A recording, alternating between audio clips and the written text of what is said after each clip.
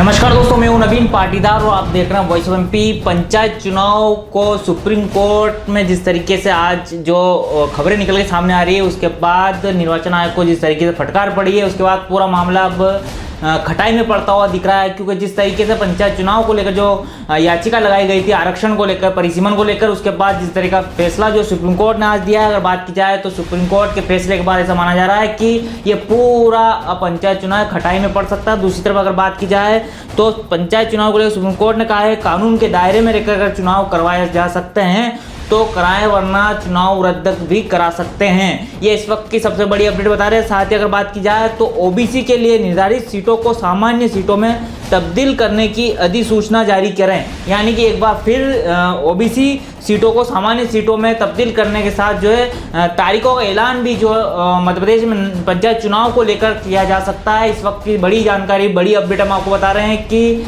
अधिसूचना जारी की जाए, यानी कि पंचायत चुनाव की नई तारीखों का ऐलान हो सकता है मध्य प्रदेश में पंचायत चुनाव को लेकर। इस वक्त ये सबसे बड़ी अपडेट हम आपको बता रहे हैं। साथ ही जानकारी जो निकल के सामने आ रही है, ऐसा भी माना जा रहा है कि मध्य प्रदेश में होने वाले स्थानीय निकाय में अन्य पिछड़ा वर्ग ओबीसी का आरक्षण पर चुनाव नहीं होगा।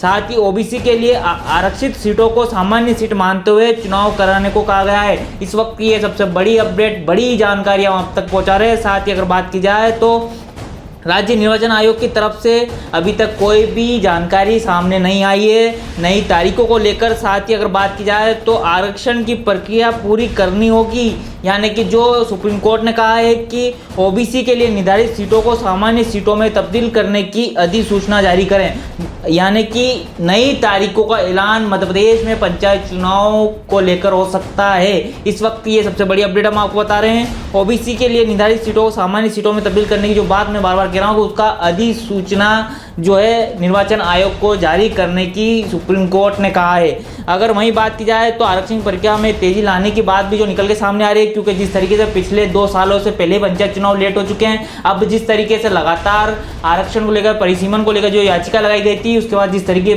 सुप्रीम कोर्ट ने जो फैसला सुनाया है, वैसे में अब जो माना जा रहा है कि पंचायत चुनाव एक बार फिर जो है आगे पीछे हो सकते हैं, नई तारीखों का ऐलान हो सकता है। इस वक्त ये सबसे बड़ी अपडेट बता रहे हैं हम आपको। साथ ही इस तरीके से पंचायत चुनाव को लेकर राज्य निर्वाचन आयोग ने जब तारीखों का ऐलान किया था, उस समय कहा गया था कि अगर किसी को आपत्ति है तो आपत्ति लगा सकता है पंचायत चुनाव को लेकर। ऐसे में जिस तरीके से याचिकाकर्ताओं ने जो आपत्ति लगाई थी, उसके बाद पूरी तरीके से पंचायत चुनाव जो खटाई में पड़ता हुआ दिख रहा है। इस वक्त की सबसे बड़ी अपडेट, बड़ी जानकारी हम आपको बता रहे हैं कि मध्य प्रदेश में पंचायत चुनाव की नई तारीखों का ऐलान हो सकता है। जिस तरीके से ओबीसी की सीटों को जो सामान्य सीटों में तब्दील करने की बात कही गई है, ऐसे में एक बार फिर आरक्षण की प्रक्रिया होगी और नई तारीखों का ऐलान मध्य प्रदेश में हो सकता है। अब देखना होगा कि निर्वाचन आयोग किस तरह का फैसला लेता है।